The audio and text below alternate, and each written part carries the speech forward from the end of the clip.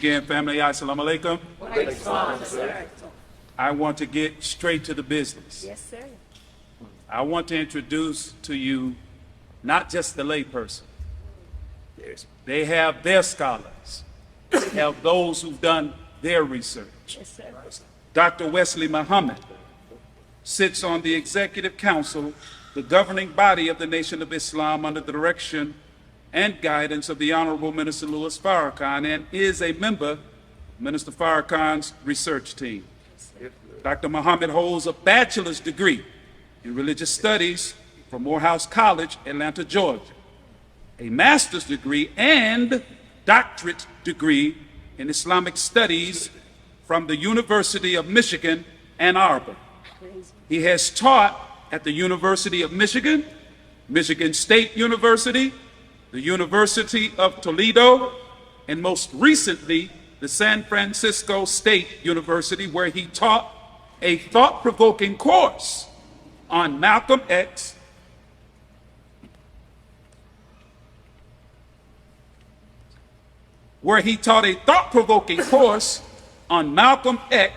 in the context of nationalism. Dr. Muhammad is published in several peer-reviewed scholarly journals and has also written for the Final Call newspaper, the Nation of Islam's flagship periodical. Dr. Muhammad is the author of several books, including Understanding the Assault on the Black Man, Volumes 1 and 2, The Book of God, an encyclopedia of proof that the black man is God. He has appeared on Revolt Television's hip-hop platform, The Breakfast Club, which hosts Charlamagne the God, Angela Yee, and DJ Envy, as well as on Vlad TV with DJ Vlad.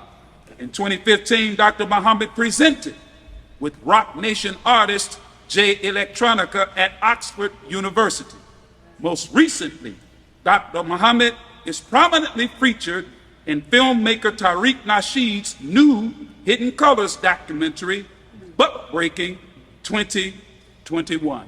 Brothers, sisters, let's hear our side of the story from one of our best. Please receive to this podium Student Minister Dr. Wesley Muhammad.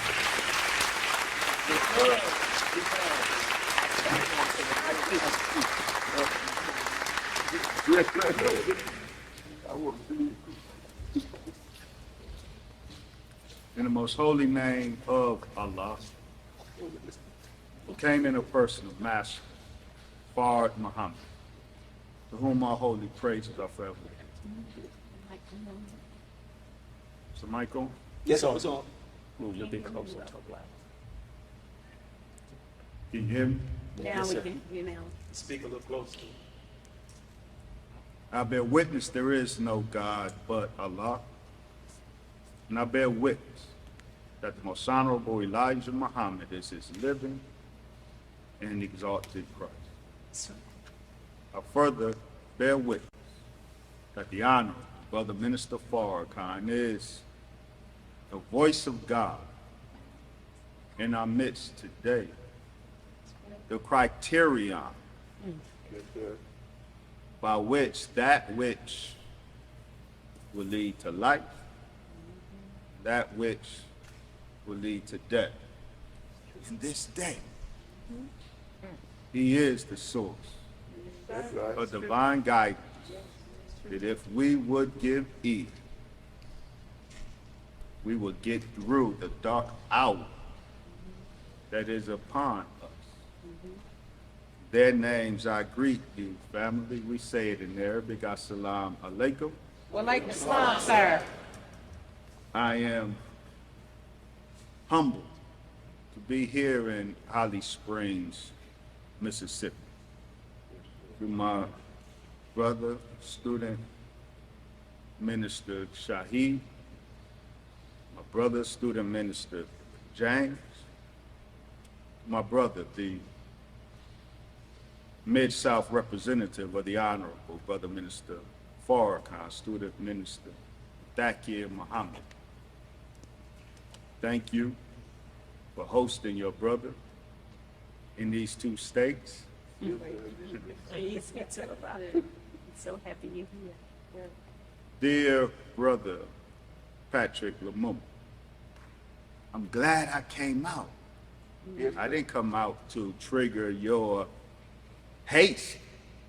I came out to hear my brother, and I'm so glad that I did. Your words, To Allah. I think, perfectly set the stage for what we want to do.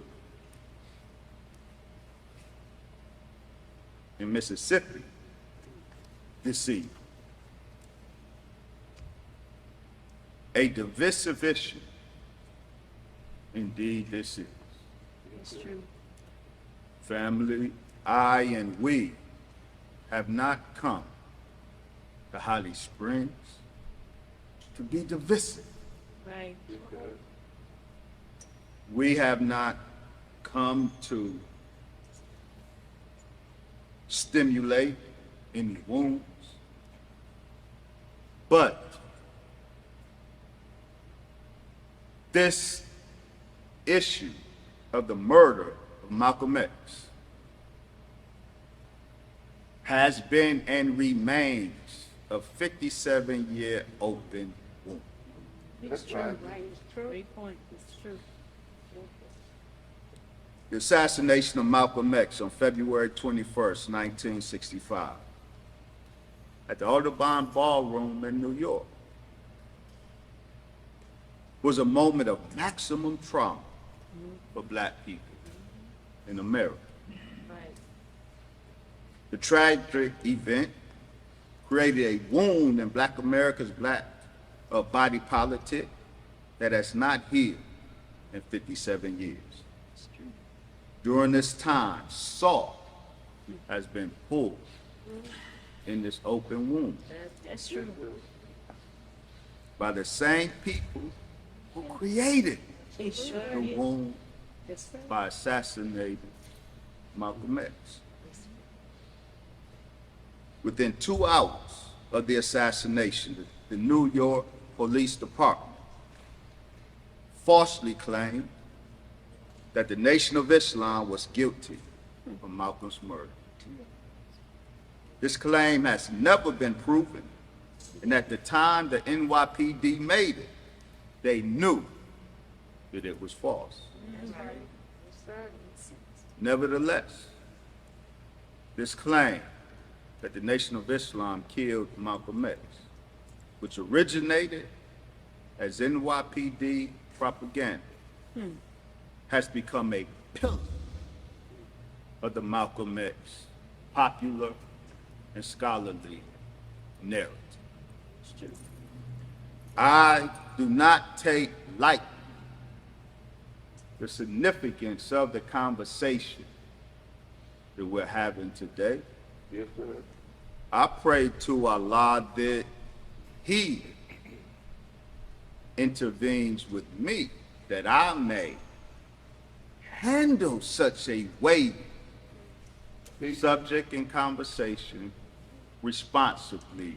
Yes, sir. For it is easy to exacerbate division, Yes, sir. Brother Patrick Lamont, with this subject, if not handled properly. Yes, sir. I submit to us, dear family, you kind of put the Nation of Islam in a difficult situation, Yes, sir. such that at this point there is no way, or let me restate, the only way this conversation can be had and it not be triggering is to excuse the Nation of Islam from the conversation, or not excuse, exclude Come on. the Nation of Islam from the conversation, which is what is done. That's what happened. Yes, It's sir. true. It's true. So Malcolm X symposiums and Malcolm X conferences and Malcolm X discussions, they all go great and everybody's happy y'all lock us out That's true. of the conversation. And so you have never had the benefit. Speak.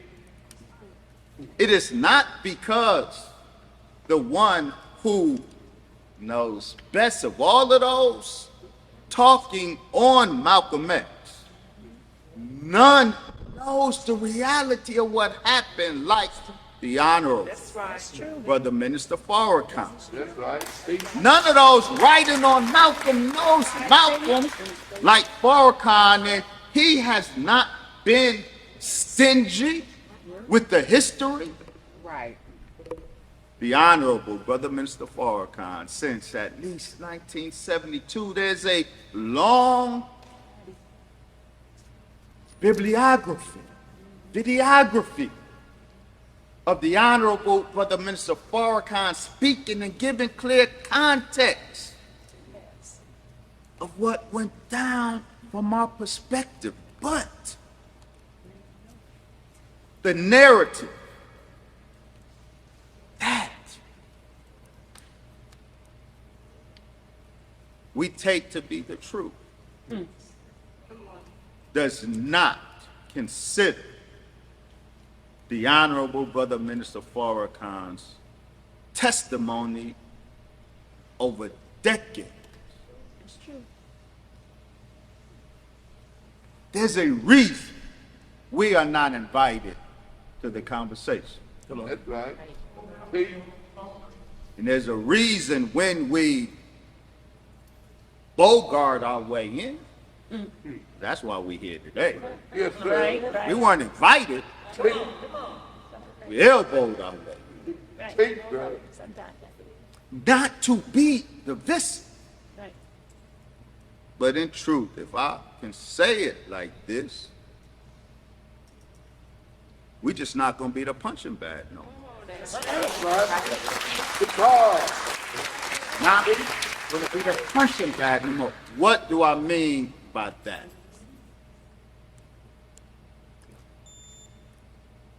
The popular Malcolm X narrative that does Malcolm no favors. that's right. It does him no justice. That's right. It shows no proper love and respect for Malcolm X, the popular Malcolm X narrative, which I call, for reasons I will, inshallah, show, a false narrative. But critical to that false narrative is this charge against, this saddling the Nation of Islam. It's scandalizing the Most Honorable Elijah Muhammad, his teacher.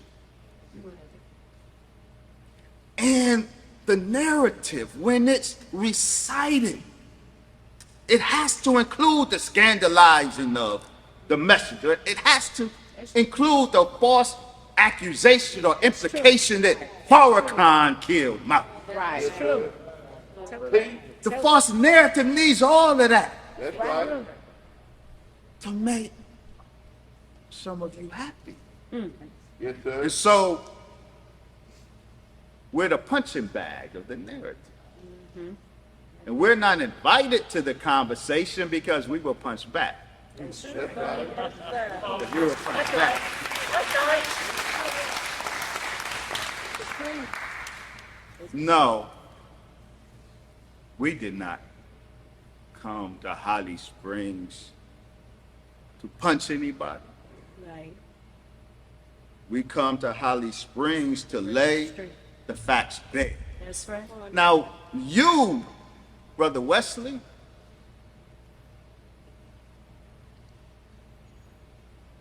why you here?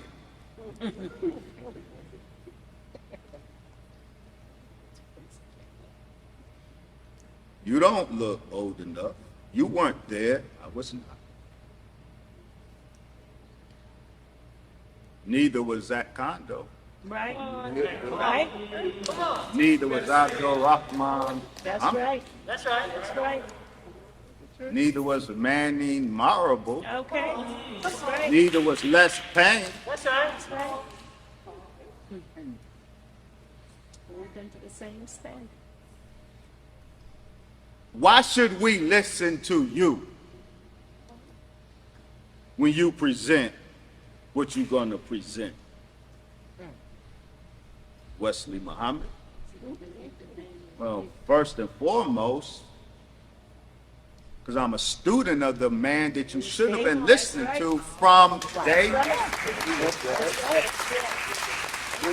The only one Got the testimony. you should have been listening to is the Honorable Brother Minister Farrakhan. Facts. But the truth of the matter is, fam,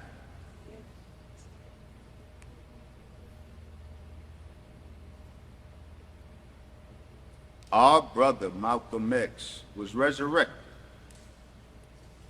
His legacy was resurrected. If you check the history, Malcolm was not in the media He was. in 1987. He was. That's true. Malcolm was not a media darling. There was not academic conferences on Malcolm X in 1985. No That's curiosity. right. Teach. None. It's 1991, 92. That's right. That's right. Malcolm was resurrected. All of the scholarship that has engineered the narrative, it came up beginning 1991, 1992. True.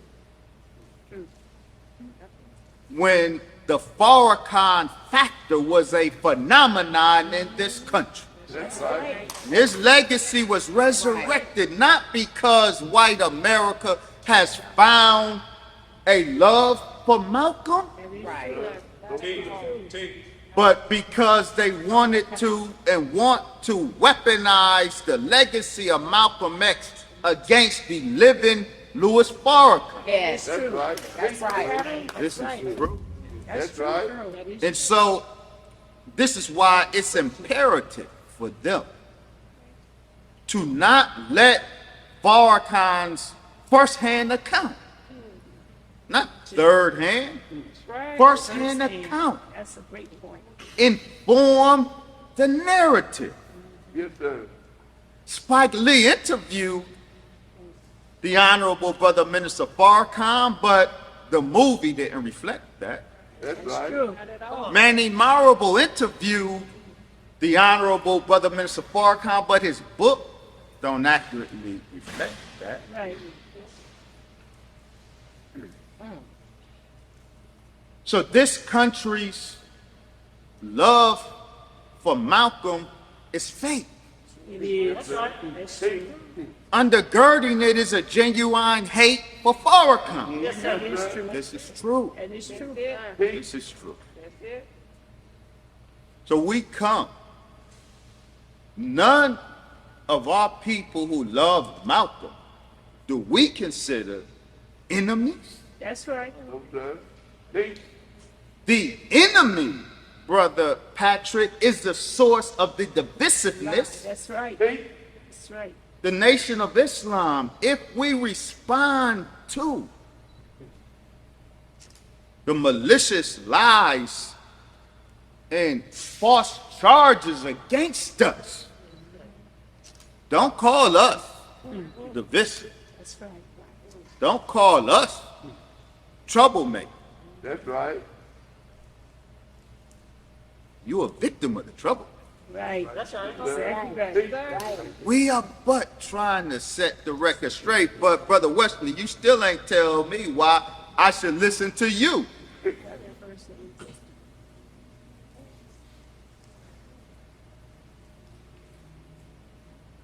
We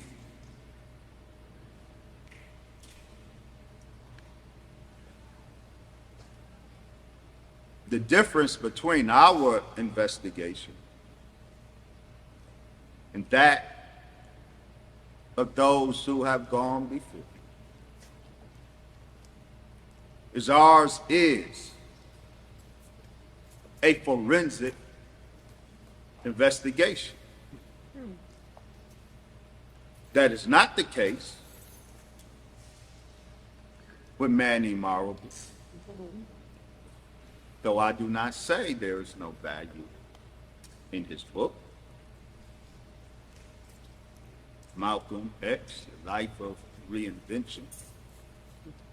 That is not the case with Les and Tamara Payne's recent biography of Malcolm X, though I have benefited from that work. It is not the case with Zach Condo's Unraveling the Conspiracy. It is not the case with Carl Levant's The Judas Factor. That these were forensic investigations. Why do you say that, Brother Wesley? What are you presenting as a forensic investigation? Well, such that your investigation is separate from theirs. There are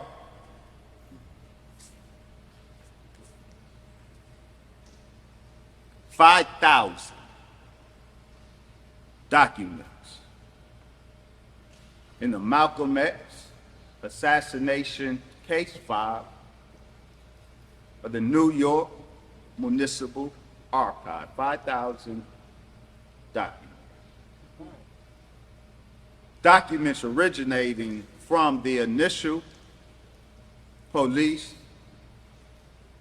and City of New York investigation of the assassination, the murder, as well as documents related to the 1966 trial, Talmadge Hare, Norman 3X Butler, Thomas 15X Johnson, as well as files related to the 1978 appeal by Attorney William Kunstler. Of those 5,000 documents in the Malcolm X assassination case file, just 6 of those 5,000 documents are the 6 volumes of the trial transcript of the 1966 trial, which is upwards of 5,000 pages itself. There are currently 9,000 released FBI, CIA, and NYPD documents relating to Malcolm X. None of those previous scholarly works that I cited give any evidence of appropriately utilizing that body of evidence. None of them. By Allah's grace, we have availed ourselves to all 5,000 of the documents Yes, sir. in the Malcolm X assassination case file. We have availed ourselves to the 6 volumes of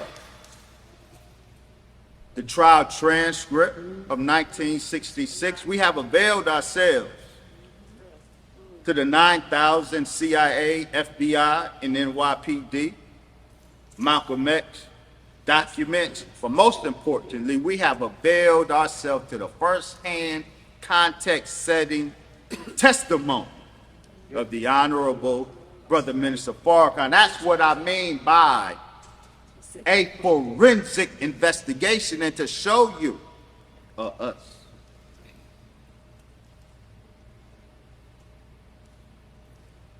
The game changer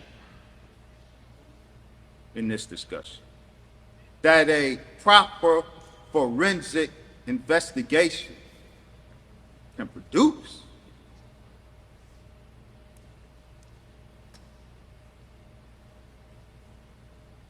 we were blessed to find the Rosetta Stone of the assassination of Malcolm X. Yes, sir. All these years, it was assumed that there's no smoking gun. Wow. Yes, sir. But it's because a proper forensic investigation was not conducted. This document, I know you can't read it, it's okay. We're going to return to it. I just want you to see it right now. Yes, sir. This, you know what the Rosetta Stone is? This is the document. It was buried for decades in the 5,000 files Wow. of the New York Municipal Archive. This document that originated with the Assistant DA Stearns, who was the initial investigator for the city of New York of the murder. Buried in his office notes is this note right here, and this note unravels Yes, sir. just as the Rosetta Stone unraveled the hieroglyphic language of ancient Egypt. And so now we can read the writings on the wall, on the temples of ancient Egypt because of the Rosetta Stone. I am announcing that we found the Rosetta Stone of the assassination of Malcolm X, and we can have with this piece of a document, Yes, sir. we can understand what happened February 21st, 1965, but we're going to return to this. But this was buried Yes, sir. in the file, and if we would have done Teach. a forensic investigation, then the whole conversation, the narrative would be different. That's right. Yes, sir. The conversation would be different. So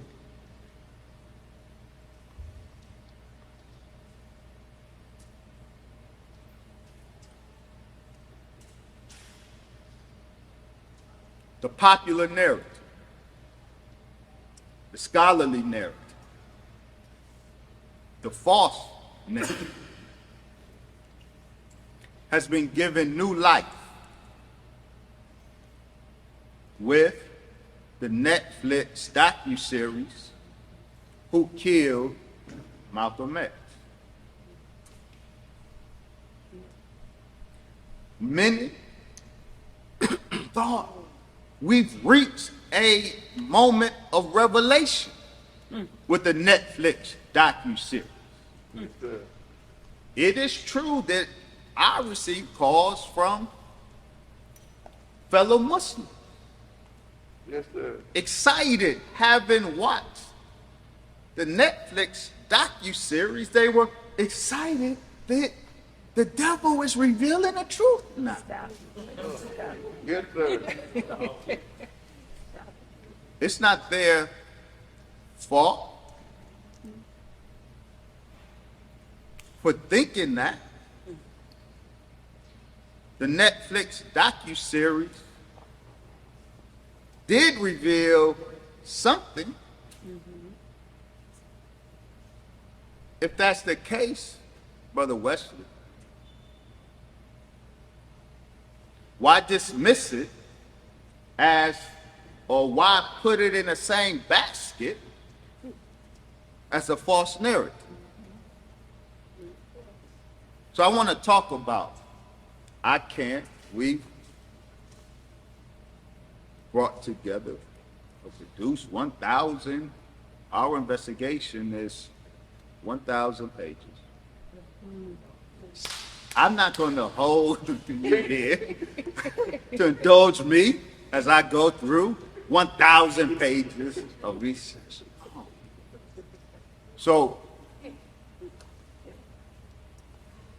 I'm going to hone in on something that I hope illustrates the bigger point.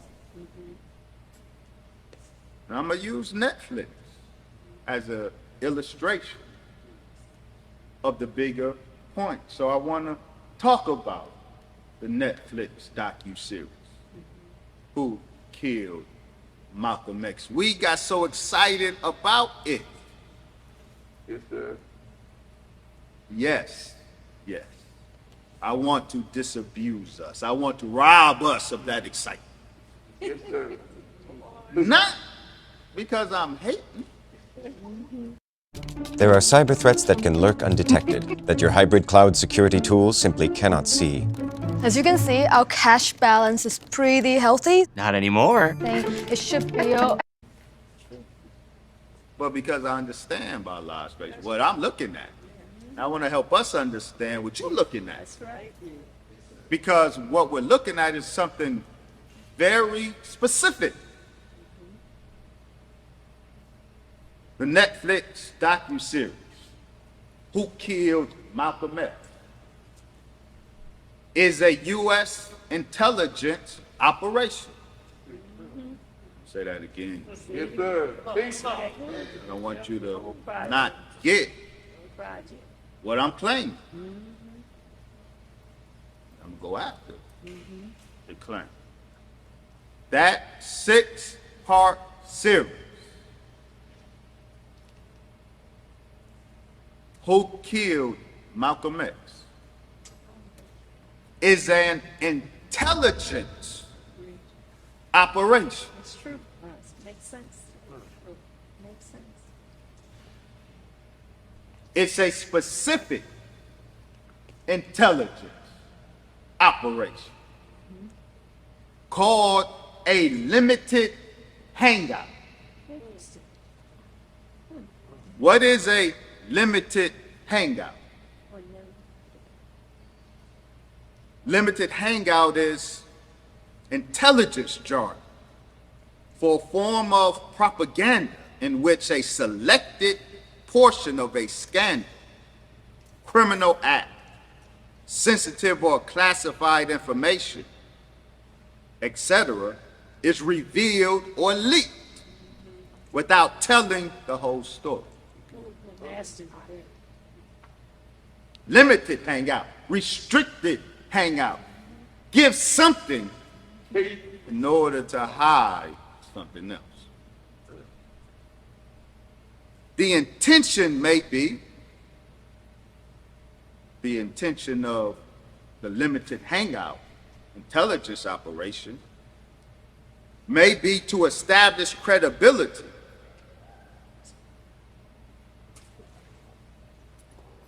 while in fact covering up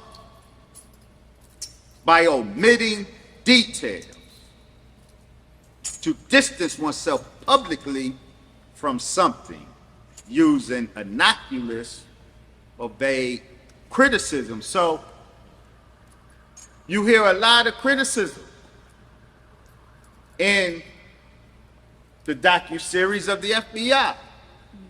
That FBI agents engaging in self-criticism. Yes, sir.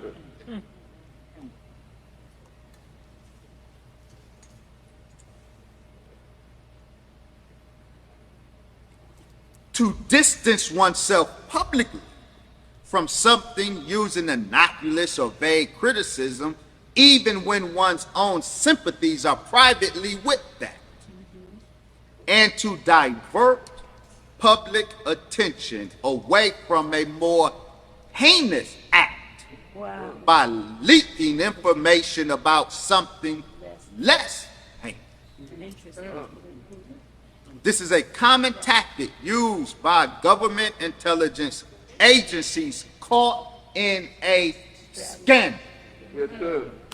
Take it down. Both the CIA and the FBI use this propaganda covert op called limited hangout when a covert operation of the past is on the verge of having the top blown off, being exposed. The FBI and the CIA resort to a limited hangout. They will dangle out a piece of the truth, Peace. a less scandalous,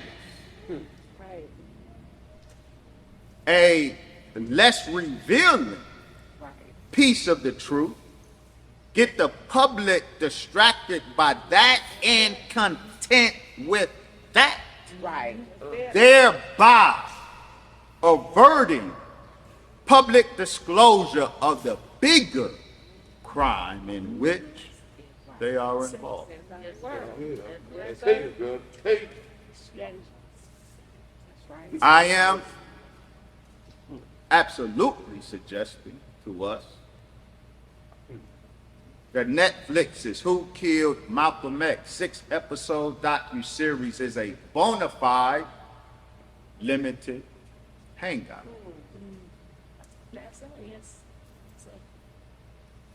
I want us to Events are back, you guys. Events are back. They're booking speakers like you. They're paying them $5,000, $10,000. take note of the promo.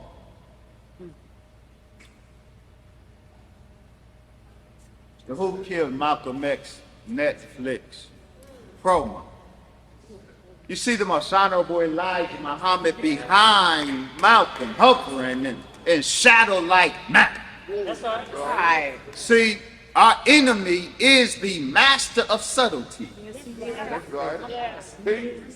Sir. Yes, sir. What evidence, what proof do you have, Brother Wesley, of what you charge?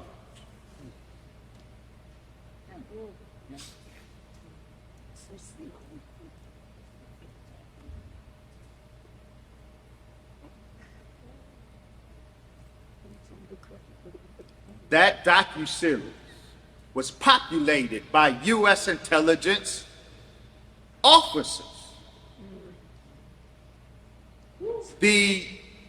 But not just U.S. intelligence officers. Tony Bowser of the Bureau of Special Service and Investigation of the New York Police Department. Bossy, the intelligence unit of the New York Police Department. Gary Fulcher, Bossy agent.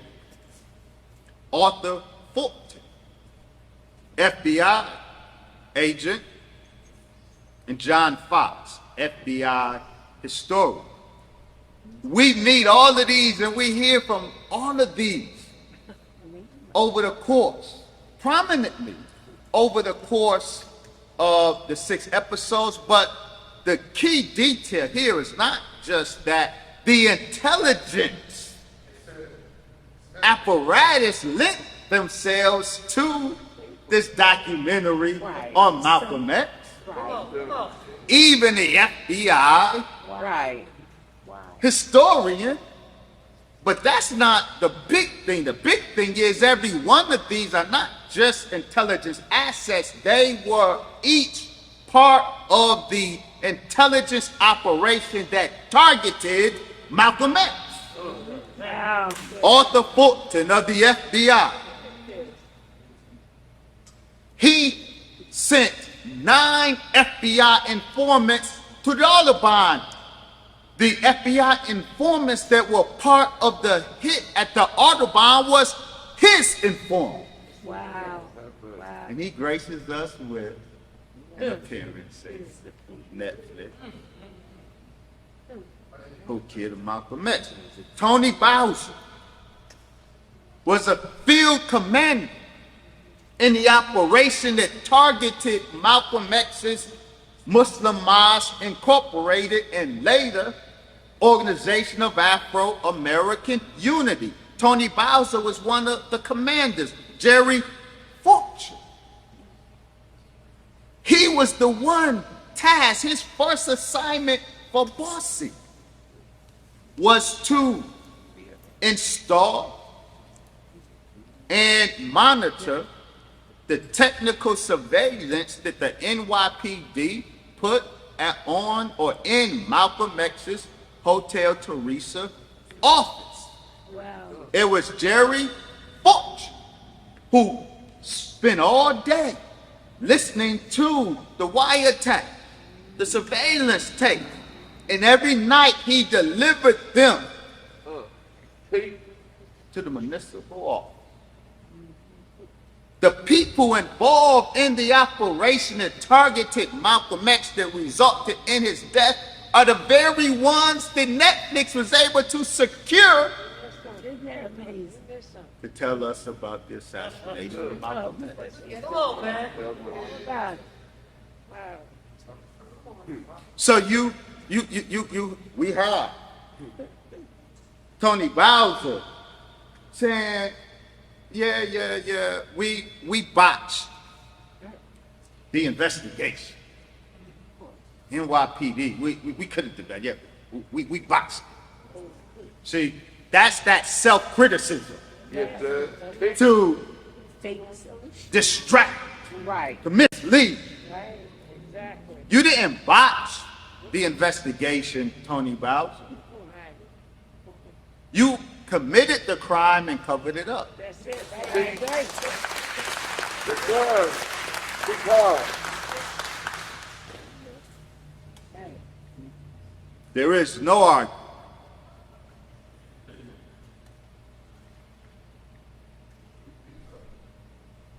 that this six-part series is an intelligence operation. Makes sense. It's a limited hangout. So now that we know that, and we do, yes, sir. so now everything that we learned, or we thought we learned, we got to look at it a little different. That's right. We got to reconsider. So I want to help us do that. This particular documentary gave new life to the false narrative. True. It dwindled a bit since Spike Lee's movie X in 92, 93, whenever that was. There have been scholarly books written, but the brother and sister on the street don't do that. They're highfalutin scholarship too much. So while it was produced and it's problematic, it didn't have as much of an effect. And Farrakhan is still here. They tried to kill him. They expected him to be dead in 1999. That's right. Or shortly thereafter. Right. Sir. Hey, Tell the truth. Had they been successful, you probably wouldn't have heard much about Malcolm X. Mission accomplished. Right. sir. Not on any official level, but the Quran says, and the Jews planned, Yes, sir. but Allah plans, and Allah is the best of planner, and Allah planned for Farrakhan to escape the government hit. That's right. Let's go. Praise belongs to Allah. Yes, sir. So,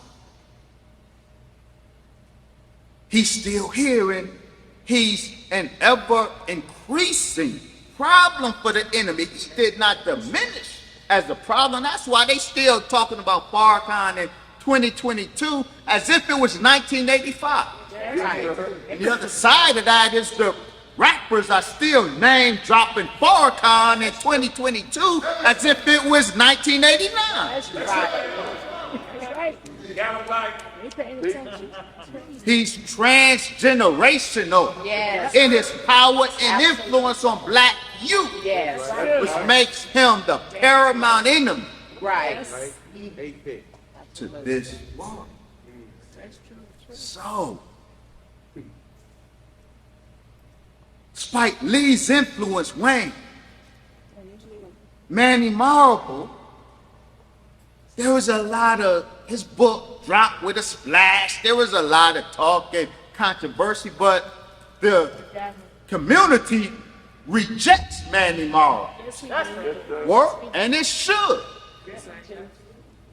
He wanted to convince us that Malcolm X was a homosexual. That's a damn lie. That's right. There was no evidence. There was never any reason for Bruce Perry to make that claim.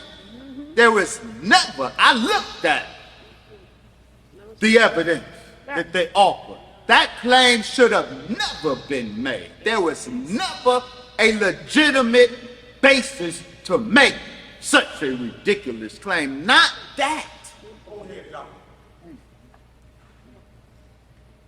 Whatever Malcolm Little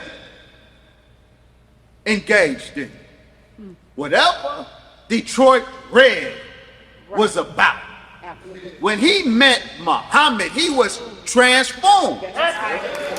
So he was, remember, whatever he may have done is a monkey on his back once he met Muhammad, so long as we don't return to our own family. Right, that's right. That's right. That's right. Doesn't matter. So the issue for me is not that I'm offended at the suggestion that Detroit Red engaged in whatever Detroit Red may have engaged in, but I'm mad because the evidence never gave warrant to that claim, which should force you to ask, why are they querying Malcolm X? It's true. Right. Absolutely. It is part of what I'm going to discuss, inshallah, tomorrow, this world's end of men agenda. And because Malcolm X was eulogized as our shining black prince, our black manhood. So if you want to queer, if you want to feminize, if you want to unman young black men, young black soldiers like Patrick Lumumba, That's right. strong soldiers, Right. then queer the nationalist icon of black masculinity. That's what they did. Everywhere. But Patrick Lumumba and sound, solid brothers like him and me and us rejected Manny Marl. Exactly. So it wasn't effective. That's right. Right. That's right. Out comes Netflix. Who killed Malcolm X? 6 very entertaining episodes. Got a black face, beautiful black face of our dear brother, Abdul Rahman Muhammad. And the aim was to concretize the false narrative and think that there's some new revelations which confirm the old lie. Elijah Muhammad and the Nation of Islam killed Malcolm X. That's why they got the messenger mischievously peering over the shoulder of Malcolm X on the promo. The promo itself is a covert That's true. operation. Subtle. Okay, all right, so, Brother Wesley, it's a limited hangout, clearly. You made your case with that. But where did it go wrong? Where's the lie in it? I thought it revealed great truth. Where's the lie in it? Left them. That's what they call sin.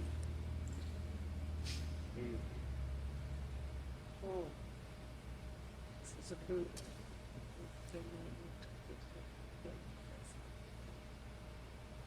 As we get of the 6 episodes,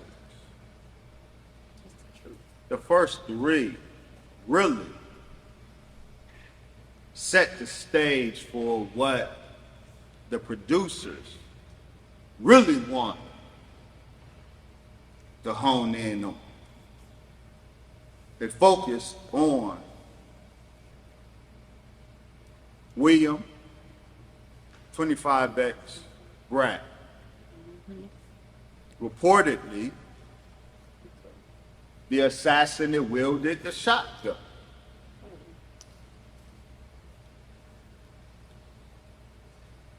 Episodes 4, 5, and 6, I believe, certainly 5 and 6, was preoccupied with William Brad. It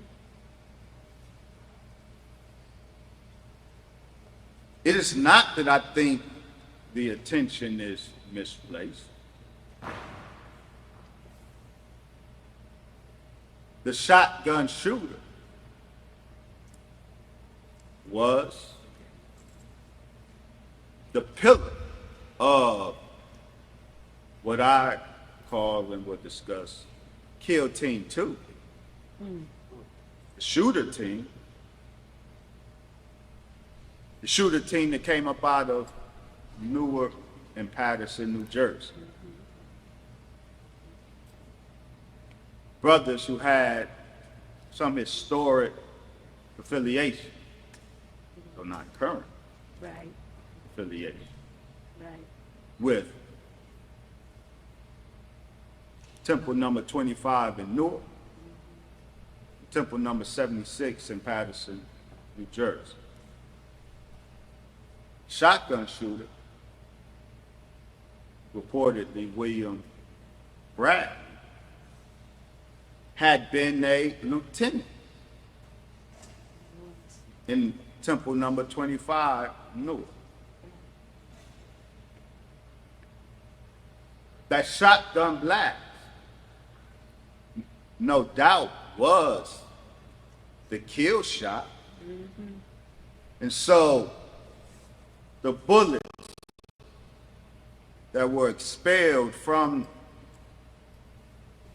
Talmadge Hayes 45 and Leon 3X Davis's Luke, the bullets that followed the shot, the second shotgun blast, it was a double-barrel shotgun. And the shooter emptied both barrels. Wow, my God. And then, before Malcolm fell, Spike Lee depicted Malcolm falling over the first blast and the pistol shooters following up and shooting into Malcolm's prone body. But very reliable earlier eyewitness account depicts Malcolm being blasted with the first shotgun round. He didn't fall with that. Shot with the second. Unloaded the second barrel. And then the two pistol shooters, while Malcolm was still erect, unloaded their pistols in him. Then Malcolm fell back, and then, no doubt, that shotgun blast expertly hitting Malcolm, creating a circle in his chest, a perfect kill shot. Wow. So when they unloaded their pistols, it wasn't for any other reason but that. Drama. This was an overkill operation. Yes, sir. Drama. Yes, sir. It was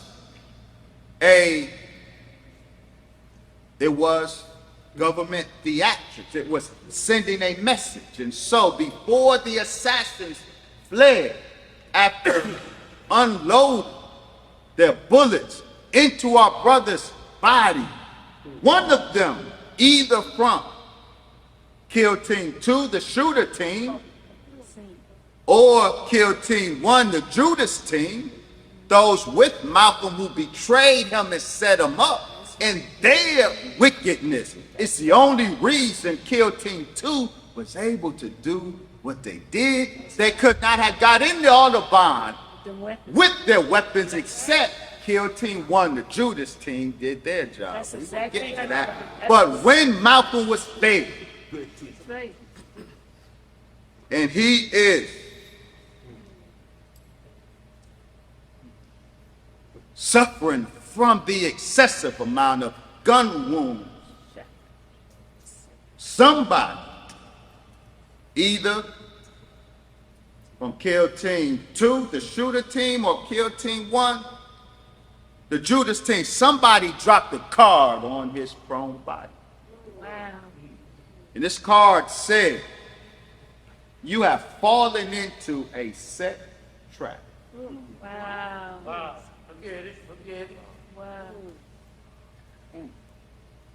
Malcolm was publicly executed Yes. by a network that wanted to send a message to Black America. Yes, sir. So it was overkill operation. Those extra bullets were for effect, for messaging. So I am not in disagreement that significant focus should have been on the shotgun shooter. I'm in total agreement with that. The problem is this was a limited hangout. Yes, sir. And so the only thing Netflix wanted to establish was that William Bradley was William 25X Bradley, and he comes up out of the Newark mosque or Newark temple, where them black Muslim goons reside. Yes, sir. No, that's the popular narrative Yes, of it the is. nation. But Newark and Philly, That's right. that's the muscle mosque, and That's right.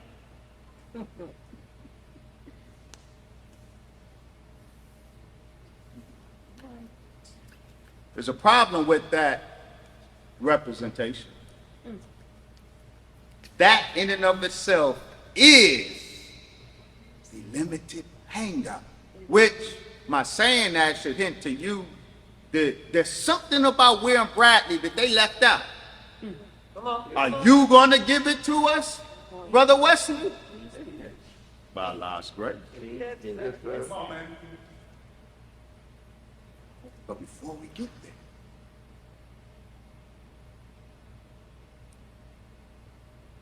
this docuseries is guilty by virtue of omission, what it left out, and it is guilty by virtue of commission. It lies on a number of levels, but there's a very glaring illustration of the misrepresentation of this docuseries, and by quoting it, we repeat error, not mistake, error. And we only continue to add falsehood upon falsehood in the Malcolm X narrative. We're not getting closer to the truth of Malcolm X. We are getting further from it. Okay, bro, you're saying a lot of words. Get to the point.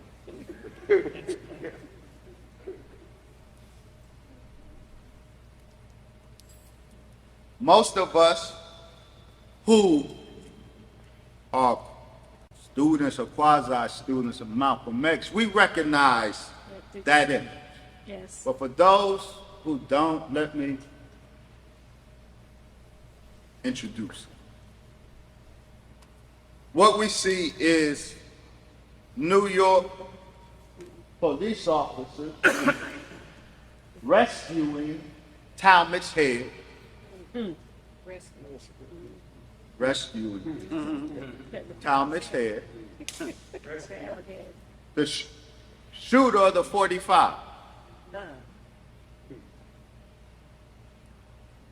As he runs out, he's shot in the leg.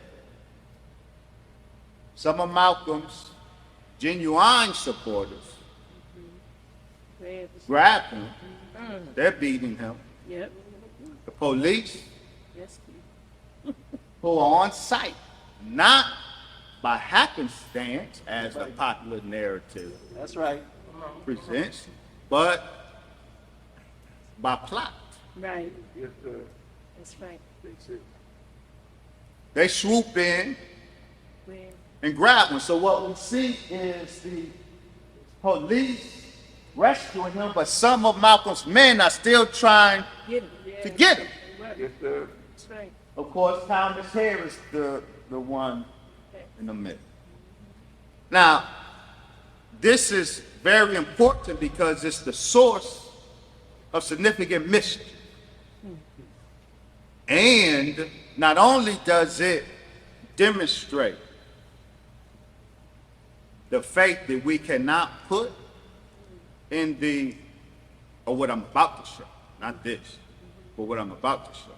This is the basis, this image, how it is used in the docuseries is not only an illustration of why no faith can be put in the docuseries, but it's also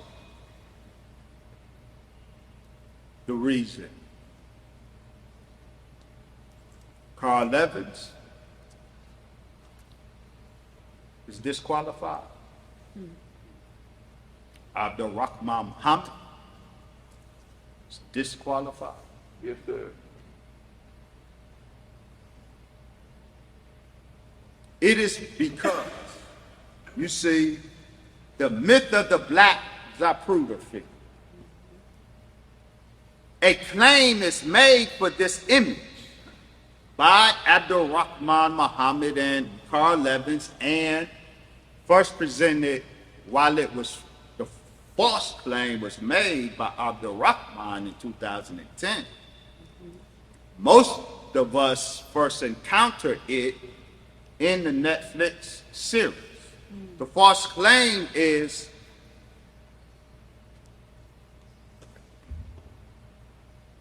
did that brother with the black trench coat and the white paper in his pocket, did that the shotgun shooter wear black?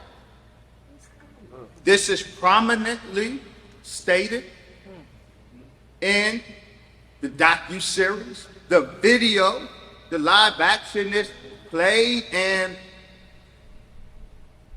Carl Evans christened this the black Zapruder figure.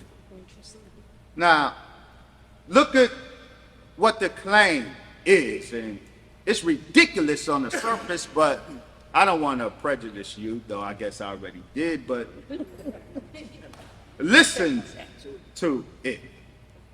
This is supposed to be the shotgun shooter, William Bradley. He just shot Malcolm. He just committed an assassination. What Abdul Rahman and Carl Evans claim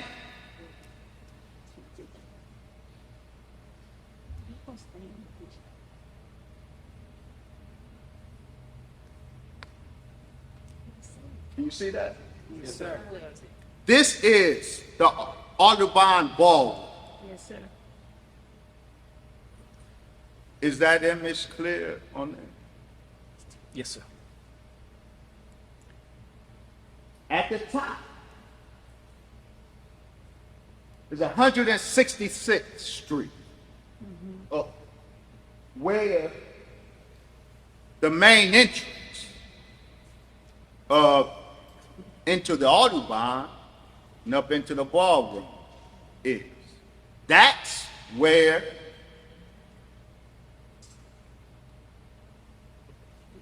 this scene takes place. Outside the front of the Autobahn. The 166th Street side.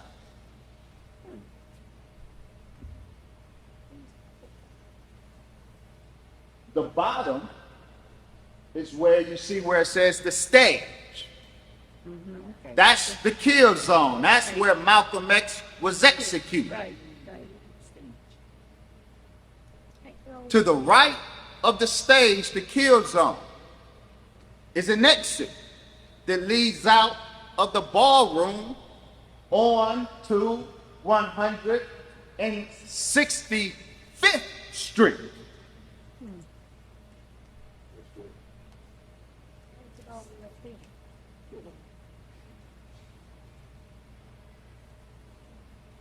The shotgun shooter emerging from the second or third row from the stage shoots Malcolm. The eyewitnesses say he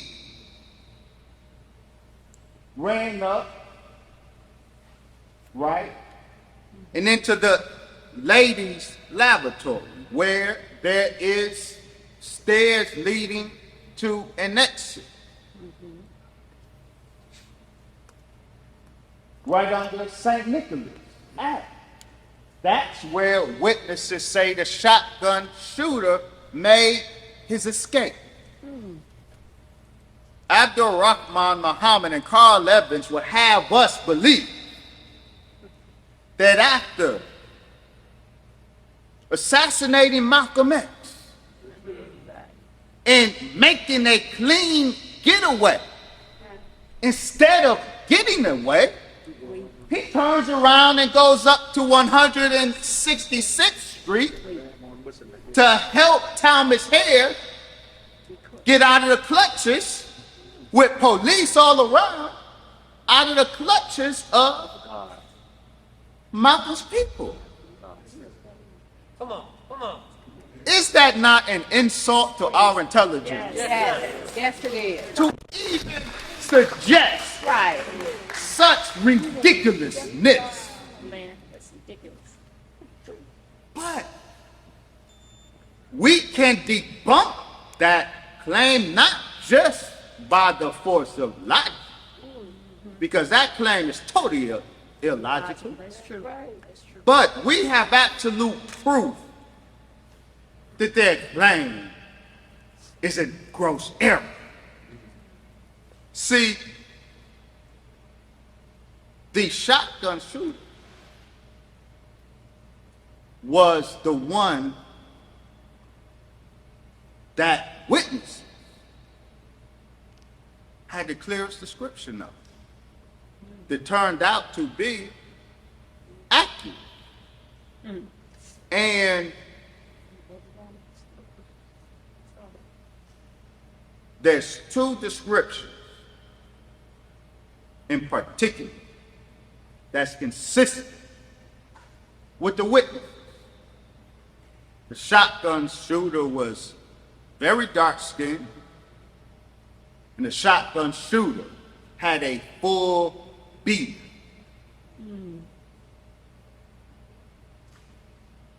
So if we had, hypothetically, photographic, videographic evidence of the shotgun shooter at the scene of the crime, we would see a dark-skinned man with a very full beard. Makes sense.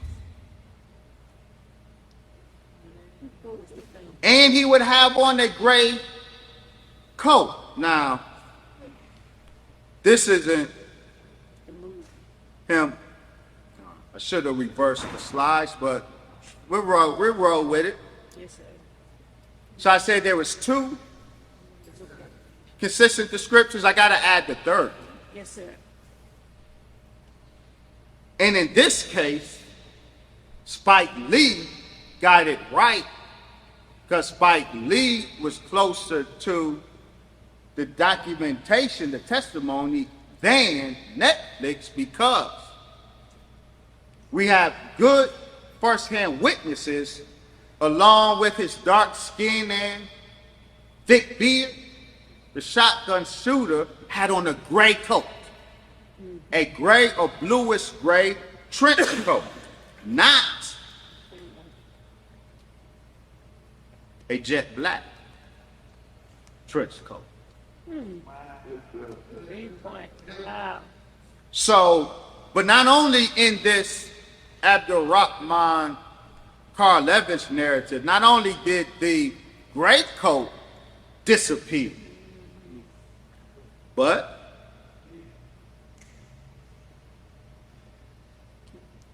the beard has disappeared.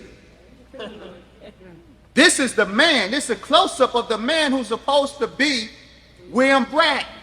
This man is clearly clean-faced. There is no full beard in this man tuggling with the police to get at Talmadge's hair. This is a clean-shaven, dark-skinned man. Right. But they have misidentified this man.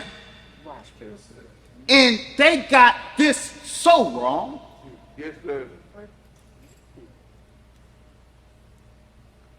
That hints to you the quality of everything else in that limited hangout. This is not the bearded shotgun shooter. And Netflix and Abdul Rahman and Carl Evans are wrong. But their narrative hangs. This is part of the new revelation that they claim to bring. And so you see, their new revelations are concocted. That's right. That's right. That's right. And while I highlight this example, I could cite numerous examples of concocted revelation by the, what I call the 5 horsemen of the Malcolm X false narrative. But I'm not finished. Netflix focused on William Bradley. Okay. Let's focus some more on William Bradley. Yes, sir. See, this is a crime of commission. Yes, sir. Total misrepresentation. And then we didn't need CIA, NSA level high-tech counter-espionage equipment to see this. Yes, sir. So they knew that this man was not the bearded shotgun shooter. Yes, sir. But they knew that in the excitement of hearing Tony Bowser criticize the investigation and the excitement, oh my goodness, the FBI agent who had these informants, he's talking. Yes, sir. In the excitement of the limited hangout, which is the purpose of the limited hangout, we can fall easy. We won't even critically examine what's put before us. They are wrong. Tell the truth. And I'm suggesting not by mistake, but by error. A mistake is an unintentional departure from right. An error is very intentional, Yes, sir. very aware depart from right. So let's talk about William Bradley because, all right, yeah, that all sounds, all right. We'll give you that, Brother Wesley. I mean, but bruh, ain't it still the case? Wasn't he a lieutenant? Are you saying that he wasn't a Muslim from Temple number 25. No, I'm not saying that. He was a lieutenant, wasn't he? At one time. And he shot Malcolm with a shotgun, Yes. right? Apparently so. So I don't get your point, Brother Wesley. Then what then is the point? How is what you showing of the era of Netflix, how does that exonerate the Nation of Islam from the murder of Malcolm X?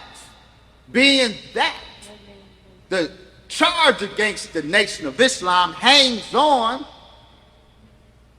William Bradley. Certainly, that's how Netflix presented it. The Nation of Islam is guilty. Elijah Muhammad is guilty because William Bradley. So, I want to talk about William Bradley like Netflix talk about William Bradley. Come on, Doc. Yes, sir. Yes, sir. William Bradley is very important. What you're looking at is I forget, no, I didn't bring it, 15 or 18 page FBI document on William 25 Express. And so we need to know about him in order to judge what it is and in order to judge who it is he represents in this murder. William Bradley, we get great details in this FBI document, forensic investigation. Avail yourself to the primary source. William Bradley, you know why? I'm sorry, I keep adding to the list. First I said two things consistent. Witnesses report about Bradley. Then I said three things. Indulge me, there's four things. The other thing they know about the shotgun shooter was he clearly was an expert shooter. Shotgun is a very difficult weapon to shoot, especially when it's sawed off. In terms of hitting a target at the distance that they say the shotgun shooter was, and the witnesses say the shotgun shooter, he was an expert because he got into a stance and he laid the gun in the crook of his arm and he shot it with professional accuracy. All of the witnesses who were familiar with weaponry marveled at the expertise of the shotgun shooter, but now we know where he gets his expertise from. Yes, sir. Yes, sir. William Bradley was a weapons expert, a machine gunner for the United States Marine Corps. Oh, wow. Come on, come on. He went from there to become a Green Beret. Wow. Now, what's most important about that, U.S. Special Forces, the Green Beret, were the mercenaries for the CIA. Wow. The CIA is an intelligence body, not a military. Right. The CIA does not have soldiers. Yeah. So since the early 60s, the CIA and the Green Berets had an arrangement. U.S. Army Special Forces or Green Berets, when the CIA wanted to execute a murder, an assassination, their mercenaries were Green Berets. William Bradley was a Green Beret. Wow. William Bradley was honorably discharged, but I suggest that his honorable discharge was part of his sheep dipping. Sheep dipping is a U.S. intelligence operation. Sheep dipping is when the CIA wants somebody who's in the military. The CIA wants to use them to engage in a domestic covert operation as a civilian. So in order to convert that soldier into a civilian for the purpose of a specific covert operation, the CIA sheep dips them. The language comes from the process that farmers engage in, a bath of chemicals. They dip a sheep in, a literal sheep, in order to rid the sheep of pests and all of that. And when the sheep comes out of that bath, it's sheep dipped. As an intelligence operation, a military man is sheep dipped by creating a false discharge. Right. He's not actually discharged. His file is transferred to another office, his actual file. He's still an active military member.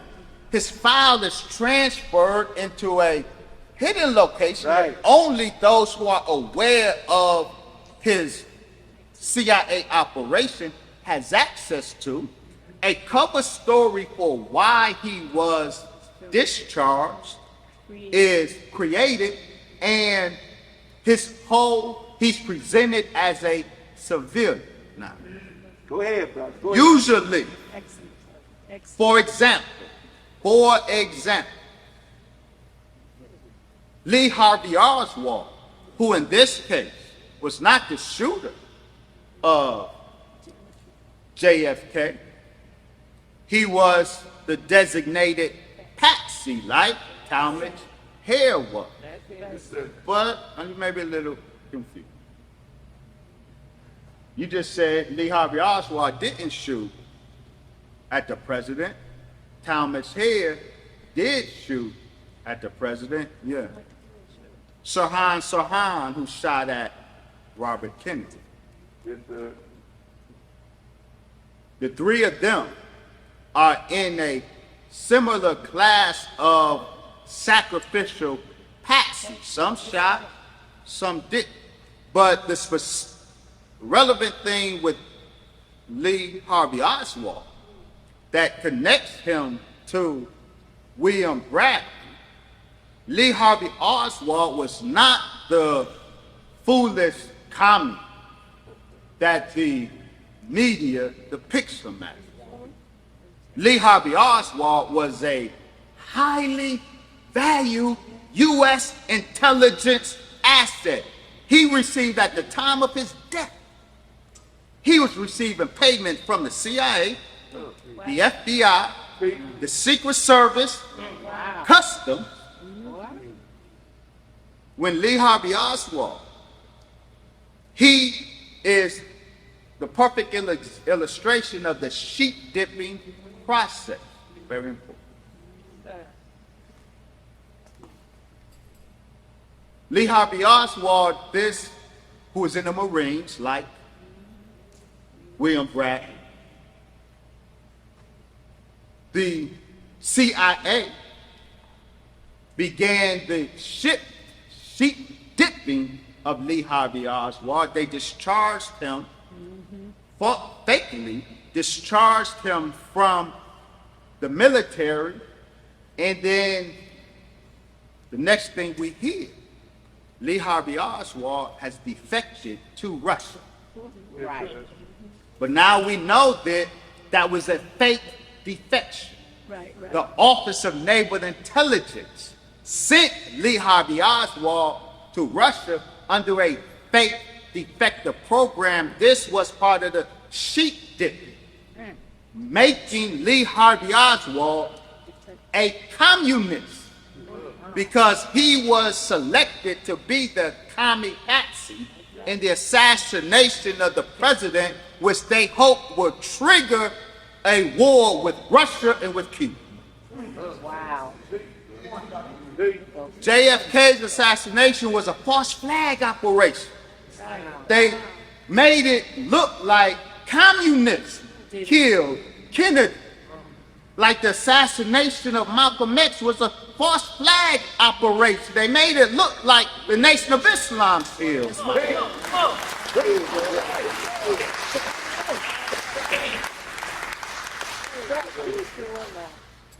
The water. Thank you. I must be sounding thirsty. No, I just want to make sure you know that. Thank you. Take care of my brother. Thank you, sir. Work. Yes, sir. My brother up here. Well, give him a round of applause. Work.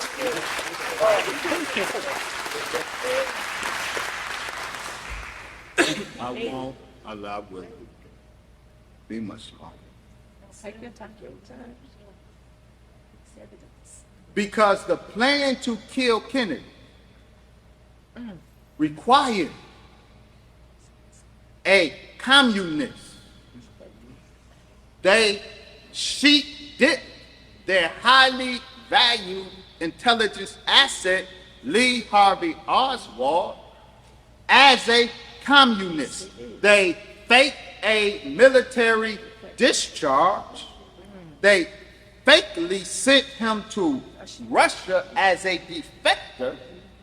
Then when he came back in, what we didn't know then, but we know now, he came back in the federal government gave him and his Russian wife money to set up. They did. That's right. And then they have him in New Orleans passing out commie leaflets. This is the sheep dipping. A military asset is moved into civilian life attached to a cause that the government wants to use in a covert act. In this case, the cause was communism. Right. Yes, sir. So Lee Harvey Oswald was sheep dipped as a communist. Do you follow? Yes. Yes. William Bradley, a Marine Corps weapons specialist. William Bradley, who? A Green Beret. William Bradley, who the Marine Corps evaluated him and determined him to be an upstanding character. And when he was initially discharged in '52, it was recommended that he re-enlist. That's how upstanding a U.S. Marine William Bradley was. But then he's officially discharged in '53, and the next thing we hear about this upstanding Marine, he's committing robberies in the city of Newark. See, the civilian, he's building a civilian legend. This is what's called in intelligence jargon. Your personal, your civilian cover story is your legend. Wow. So he's going around New York, this upstanding Come on, man. Marine is now robbing folks in petty robberies. He's getting arrested, he's building a record. Then he joins the temple in Newark. And from day one, as this 15, 18 page FBI document reveals, from the day he entered the mosque, it was reported to the FBI. Wow. Every single of the over 100, every individual Nation of Islam event he attended, they recorded it. Okay.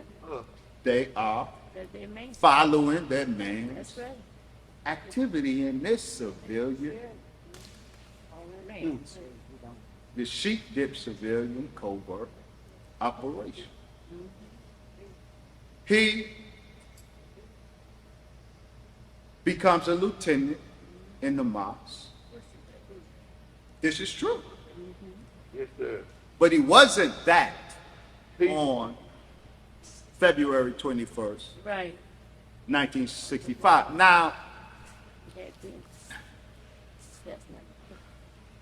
not. there's certain aspects of this false narrative that really depends on us not even doing simple thinking.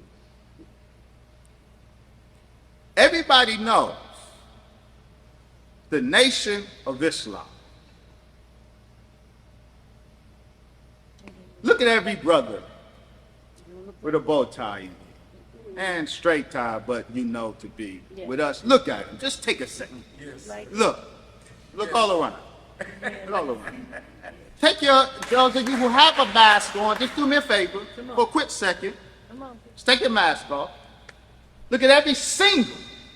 Look like that. There's a lot of FOI in here. That's right. What do you notice, besides the bow tie and the suit, what do you notice is characteristic of every single male member of the Nation of Islam that's in this place today? Clean shave.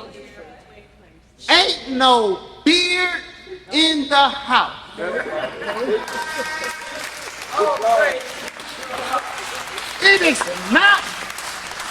It is not because we all happen to have the same taste.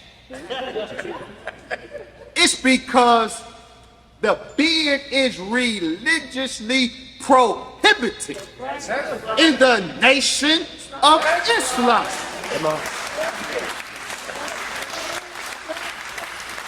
So every male and female member of the Nation of Islam knows that we know when a brother has fallen out of the mosque. That's right.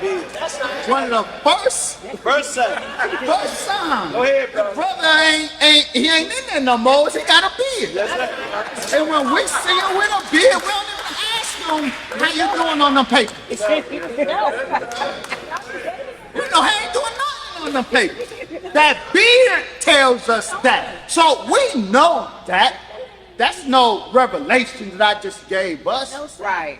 And we know that, and even before this, y'all heard the shotgun shooter had a beard. That's right. That's right. William Bradley had a beard. Come on. Then that should have let you know right then. Way. Whoever he wasn't with the Muslims. He wasn't in the mosque. That's right. So we do it when they fall out. And we know that. Thomas Hale. He wasn't in the mosque at the time. He was on F time. He looked like he was. F time. For those of you who don't know, when you commit an infraction in the Nation of Islam, depending on the nature of it, the severity of it, you can be given C time Teach. or you can be given F time. Yes, True. C time is more like a probation, for example. When Malcolm X disobeyed his teacher, the most honorable Elijah Muhammad, December 1st, 1964, when he commented on J.F. Kennedy's assassination. He was given C time That's right. at that time. Yes, sir. Meaning, he wasn't put out the nation. That's right. He wasn't excommunicated then. Right. He's still in the nation. He's still a minister over Temple number 7. However, seat time meant for 90 days. He can come to the mosque, but he can't mount that roster. Right. He can do administrative work, but he can give no public speeches, Right. talk to no press. He has to be silent Right. within the community for 90 days. That's C time. F time is different. If our infraction is serious enough, then you put out the mosque. Yes, sir. Not only can you not come to the mosque, none of us Muslims can even talk to you. That's We right. can't associate with you. We can't talk to you. The only thing we can do is if we see you out and you give the greetings, we can return the greetings. But if we are caught fraternizing, That's true. That's true. if you committed a fraction that got you 5 years out of the mosque, and I'm caught fraternizing with you, I get your 5 years out of the mosque. That's right. That's the teachers. That's right. Talmud's hair was on F time. Why was he on F time? Because he was a zealot. He was so zealot, he put hands on an FOI. And that's a serious enough infraction to be given F time. Oh, yes. Where Bradley did too. No, you're right. And we learn in this very important FBI document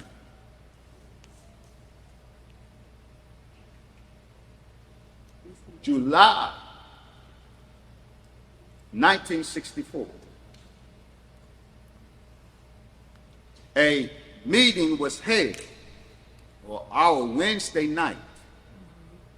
The Nation of Islam, we meet on Wednesday nights as well as Sunday, but there's something particular about Wednesday nights normally. Wednesday night is our law night.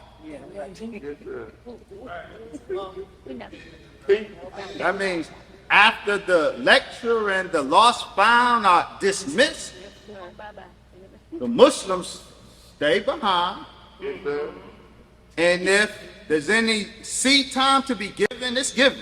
Yes, sir. If there's any F time to be given, it's given. And on this Wednesday night in July 1964, Minister James of Newark, he put 20 members of the FOI out. Oh, And Lieutenant William 25X Bradley's case came to him. wow. What was his case? He did the same thing Thomas Hare did. And we read about the proceeding of that law night. James is reading a report of his infraction. William chases an FOI, Lieutenant William, and another FOI chase in a car another FOI. They run into a tow and it slows the fleeing brother down, stops him for a second. Lieutenant William jumps out of the car, runs to the brother's car. The brother tries to take off. William grabs the FOI out of the moving vehicle Wow. and beats him. Done. This case was adjudicated on that same law night. This is why we find William Bradley with a full beard February 21st, 1965. He was no lieutenant. He was busted. That's right. He, Reality. But, that isn't even the biggest thing. There's more. The whole time we now know and can confirm based on two eminently credible witnesses, the whole time William was a government asset, specifically through the NYPD's. He worked with the NYPD's bossy unit. How do we know that? Oh, that's kind of dull. I don't think y'all got what I said. William Bradley was a cop, yes, sir. an undercover cop, Yes, sir. but not just a regular cop. Bossy cop. He was a bossy cop, and the thing with Bossy was the intelligence unit of New York, but it was described as the little FBI and CIA because its intelligence work fed the CIA and FBI, and so CIA and FBI officials were always in Bossy office. Yes, sir. We know William Bradley had a relationship with both Bossy and a federal intelligence agency, being that he was a Green Beret. He probably had a relationship with the CIA. He had a relationship with the FBI because the FBI detailed his every movement. They logged it. They filed it. Like Lee Harvey Oswald, Yes, sir. he was an asset for the FBI, the Office of Naval Intelligence, the CIA, Secret Service, or Customs. I said Secret Service, not Secret Service, U.S. Customs. Yes, sir. He was an asset for multiple intelligence agencies. Such was William Bradley. Well, I need more than just you saying that, Brother Wesley. That's real convenient. Yes, sir.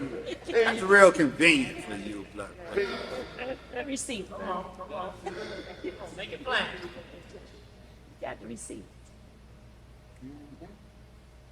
We got it. Don't take it from me because it didn't originate with me. I'm not the source of this revelation. Right.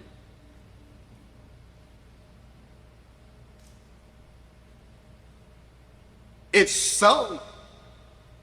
It's such that it is a crime of omission that it is not in Netflix.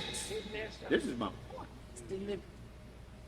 Because this fact was known at the time Netflix produced its documentary.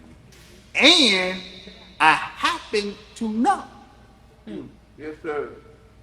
that part of this information, at least, was given to the producers of Netflix, and they refused to include it. For example, that white boy with the prosthetic nose in the middle. Very important. Roland Shepard. Roland Shepard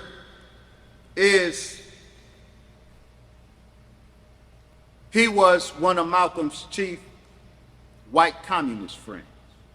Yes, sir. When Malcolm spoke at the militant forum of the Socialist Workers' Party, the young Roland Shepard did the security for him. On that day, February 21st, 1965, that Sunday when Malcolm entered the ballroom at approximately 2 o'clock or 2:15, I believe. As he entered on the 166th Street entrance, there was Roland Shepard with the Socialist Workers' Party Journal, the Militant, passing it out or selling it to those coming into the ballroom. And as Malcolm walked by, they greeted each other. Roland Shepard, because of his work with the Militant, he always sat with the press. He went to all of Malcolm X's, all of Bond meetings, and he always sat in the press section. Now, if this is the stage, and you are the audience of the audience, the press section where Roland Shepard normally sat is on your left side Malcolm's right side, right there. Right. sir. That's where Roland Shepherd usually sat, in the front row on my right side. When Roland Shepherd finished hawking his wares, he entered and went to take his normal seat where the press sit, right there. Yes, sir. On this day, Gene Roberts acted as usher. He told Roland, no, Roland, you're not sitting there today. We got you over here. So he brings Roland over here. Interesting. In fact, the third seat in the first row. Roland says, well, okay, they must have VIPs here today. Yes, sir. Yeah. So as he sits down, he's curious why he can't sit in his seat. I'm sorry. My hand movement gave a false impression. He came in, the entrance and down the center. Gene Roberts met him in the center aisle and said to him as he was going to go to his seat on my right side. Gene Roberts said, Roland, you're not sitting in your seat today. And he ushered him over here. And as Roland sat, he wanted to know why he couldn't sit in his regular seat. He wanted to see what VIPs had unseated him. Yes, sir. So he looks over, he sees no white people, but he sees around his seat this big, burly, his words, black dude with a full beard who has a blue-gray coat on. Roland didn't know who he was. He had never seen him before, so he just took his seat. A few minutes later, the final act begins. The final act is the code name that the government gave the assassination of Malcolm X, just like the code name for the assassination of JFK was the big event. So the covert operatives who were a part of that operation, when they would discuss it, they would refer to it as the big event. In Dallas, the big event. The code name for the government hit on Malcolm X was the final act. Wow. It was a final act because there was a previous act. The previous act was, they called it the Big Bang. That was the bombing of his house. We get Wow. a week before. T. Tom.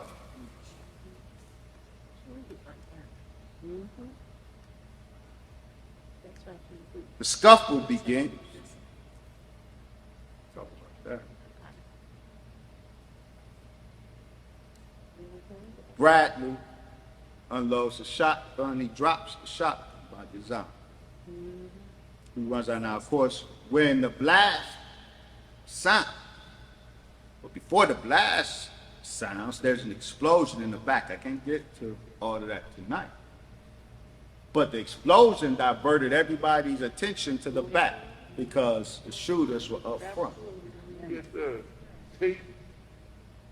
When the blast sounded, everybody hit the floor, including Roland in that third seat.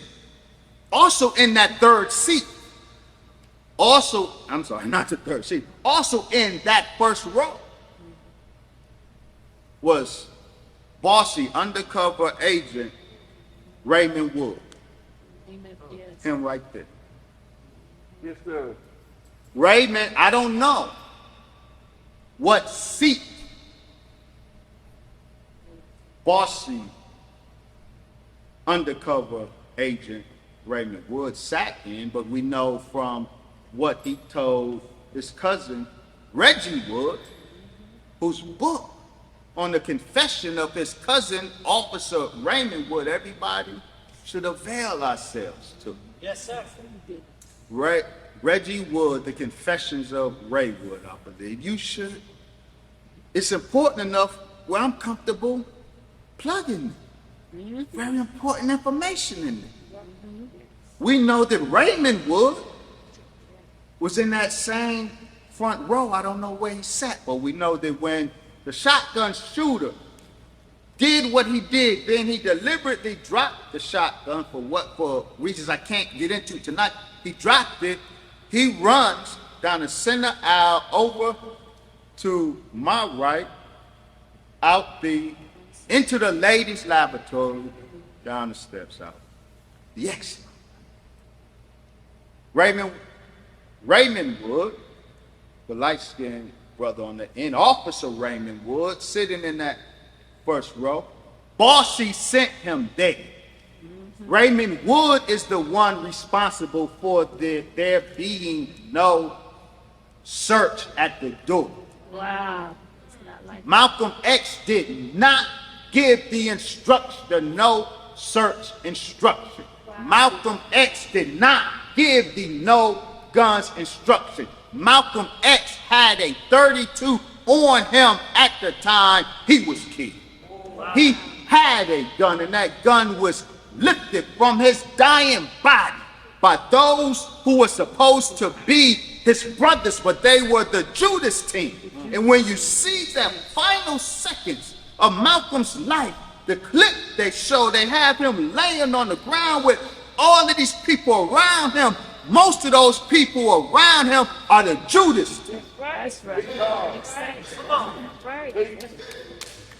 Yes, sir. Yes, sir. That's right. That makes sense. Right. The reason the shooter team could get in the front door of the Audubon with their weapons is because there is no door security. The reason there is no door security is because this brother, Raymond Wood, Officer Raymond Wood, was instructed by boss to target the officer of Malcolm X's door detail, Khalil Saeed, a young black Arab from Libya, a revolutionary brother. He was over Malcolm's door security detailing because the NYPD needed to strip Malcolm of his security. They tasked Raymond Wood, undercover officer Raymond Wood, with setting up Khalil Saeed in that entrapment called the Statue of Liberty case. That's right. They were supposed to be all of Malcolm's soldiers were supposed to be armed that day, but the arms that were going to be used that Sunday were at the residence of Khalil Saeed. So by entrapping Khalil Saeed and getting him arrested Wednesday, the door security, not only was Malcolm deprived of his door security detail, all of the weapons were now inaccessible in Khalil Saeed's home, so Malcolm's men were disarmed. That's right. Malcolm ain't do that. The FBI working through Bossy did that. So Raymond Woods, after he successfully completed that task of security stripping Malcolm by setting up Khalil Saeed to get arrested, his commanders instructed him to go to the Audubon that Sunday. He sat in the front row. William Bradley is over there. When he does his deed, he drops the weapon, he runs out. Officer Raymond Wood, he sees him, and he says to himself, I know that mother effer.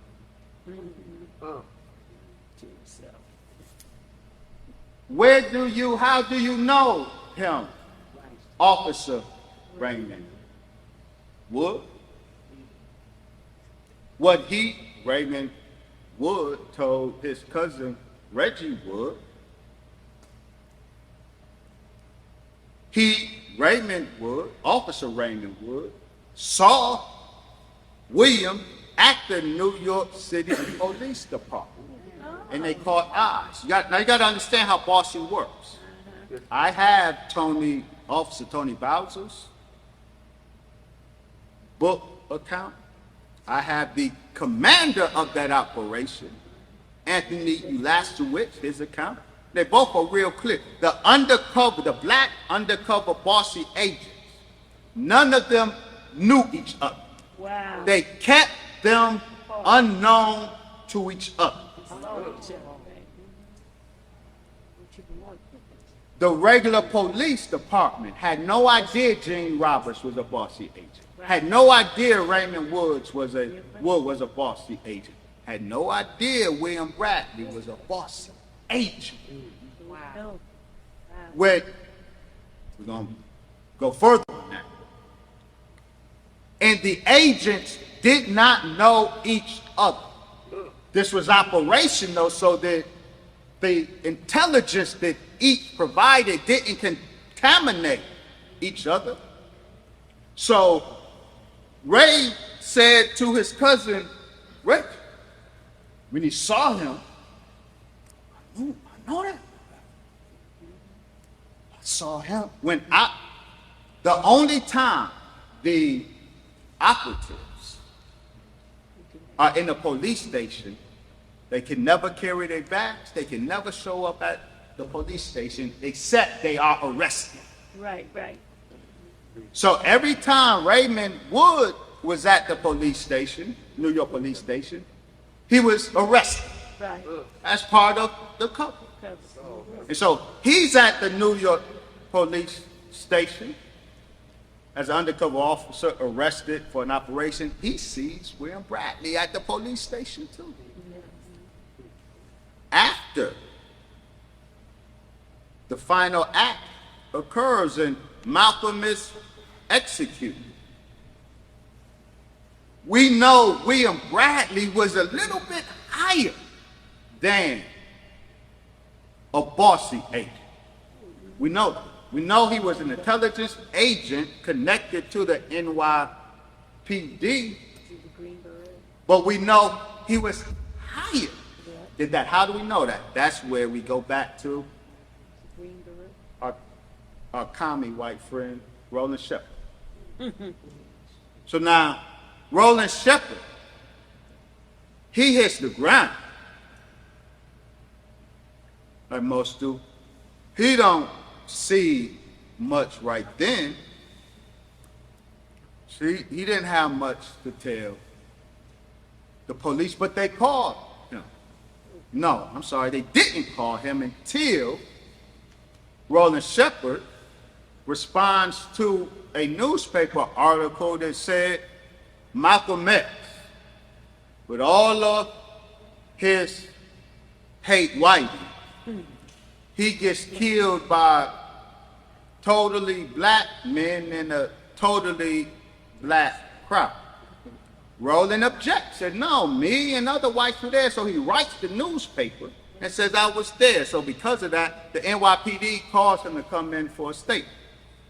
He goes into the Manhattan station to give his statement. The Irish police officers put a spread of photos before Roland and asked him, who do you recognize? He recognized some of Malcolm's people, but he also recognized that dude that took his seat. He sees him in a lineup. And so now he's a bit confused because they got Malcolm's people in here. I know how white you got. So he needs time to think about what he's going to tell them. So he buys himself time by saying to the police, well, I got to use the bathroom, may I? They allow him to go to the bathroom. As he goes to the bathroom, he goes, use the bathroom, he's coming out.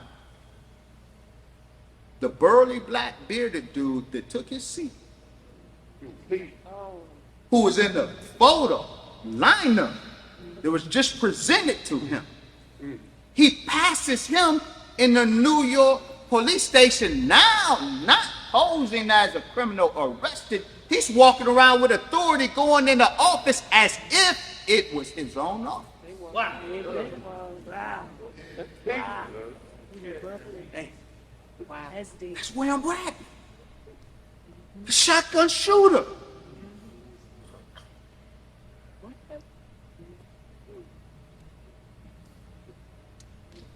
William Bradley did not do what he did as a zealous Muslim. William Bradley did what he did as a U.S. intelligence operative. Yes, sir. That's right, sir. Take time. And now we get to this and we close. Yes, sir. Said the Rosetta Stone of the assassination of Malcolm X.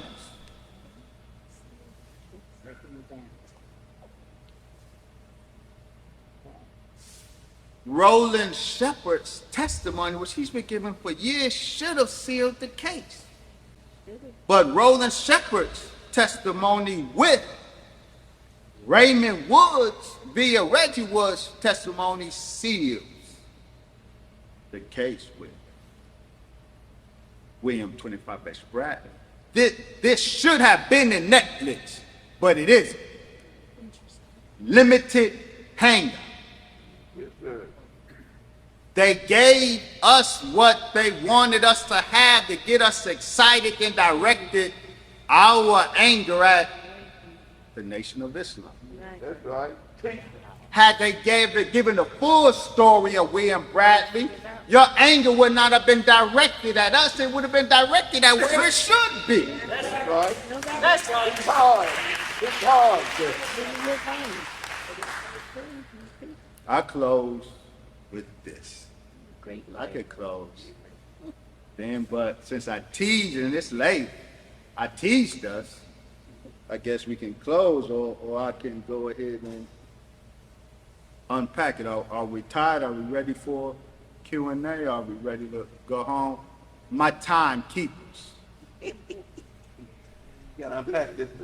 That's right. Because I didn't dangle, I didn't limit it. I'll be guilty of a limited hangout, dangling this. Please give me this. Yes, sir. Yes, sir.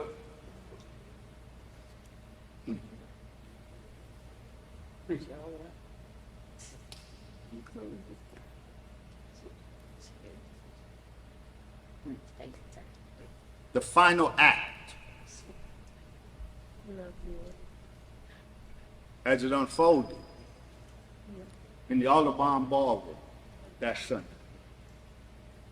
It was a highly coordinated Certainly operation. was. It was. There were 3 diversionary acts, very specific diversionary acts, and those 3 diversionary acts exactly mirror the 3 diversionary acts that preceded and was involved with the assassination of President John F. Kennedy. I can't unpack all 3 of them today for time. But the first diversionary act was the nigga get your hand out of my pocket. Yes. But it's not presented right in today's narrative. It fudges over something very important. And I suspect that it's because the scholars write and really don't know what to make of it, so they just leave it alone.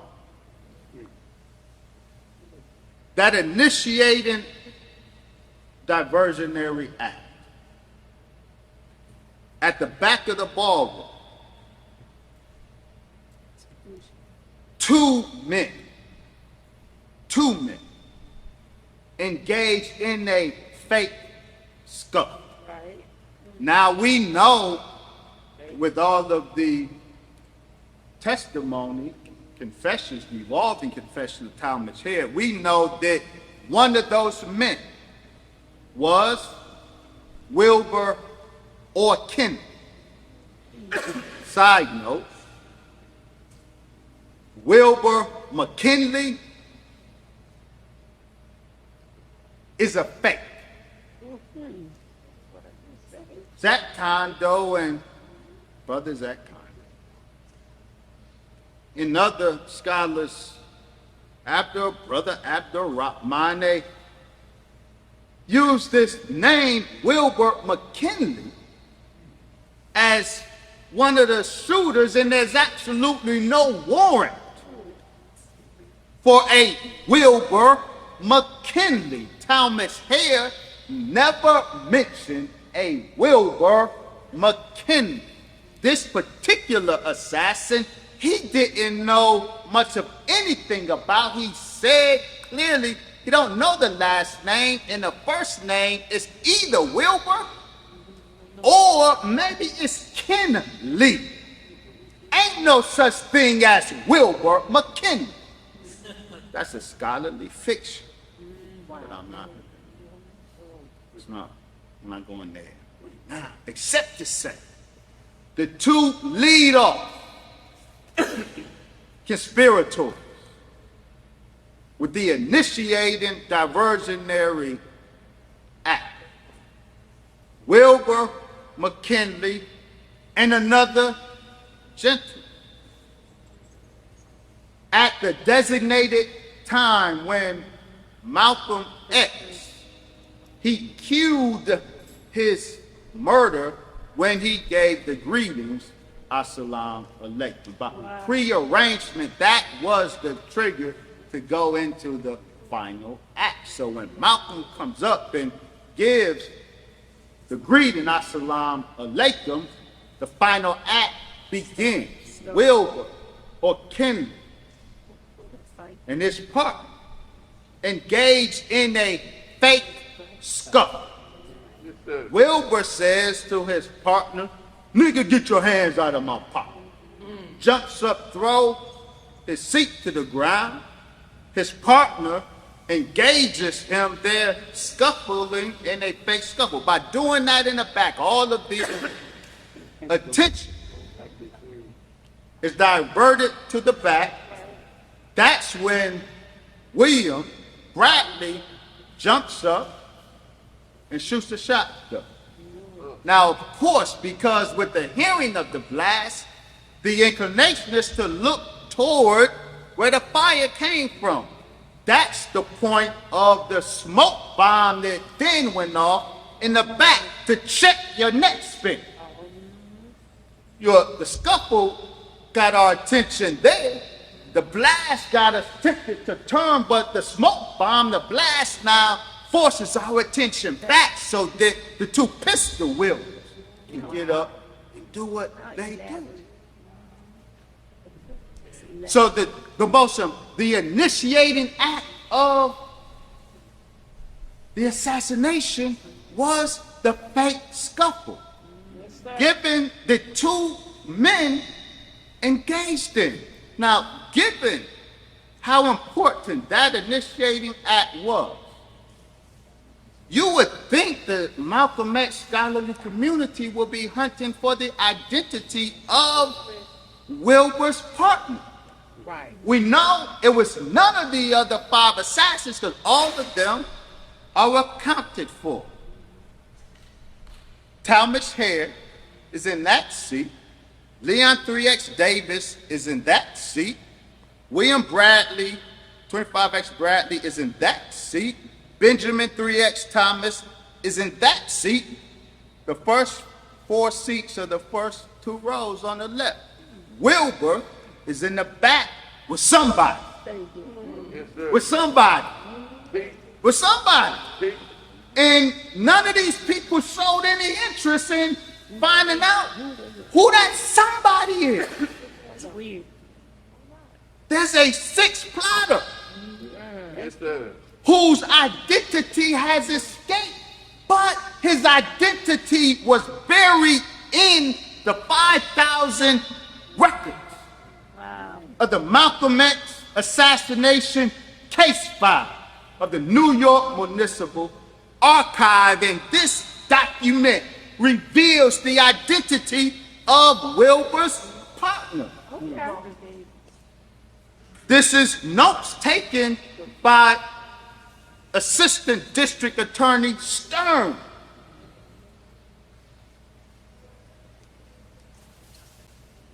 Wilbur's co-conspirator was Jasper Davis.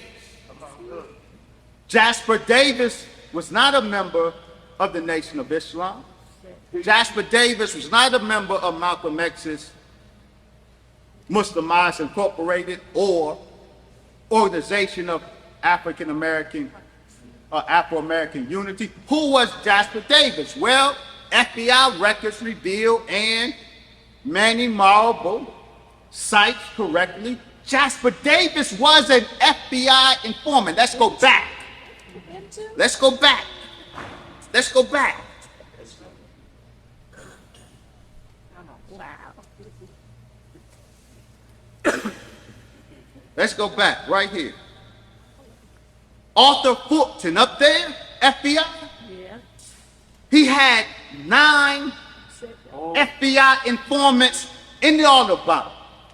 We know by name 2 of those FBI informants, though I suggest a third one, but we know for a fact 2. Ronald Timberlake and Jasper Davis. Jasper Davis was one of Arthur Fulton's FBI assets in the Audubon ballroom, and Jasper Davis admits to being the one who was in the struggle, the fake struggle with Wilbur. So the initiating act of this horrendous crime involved the mysterious Wilbur and the FBI informant Jasper Davis. Excellent. Wow. Yes, sir. A hell of a prosecutor, brother. Wow. So I rest my case. Yes, you tried. Assalam.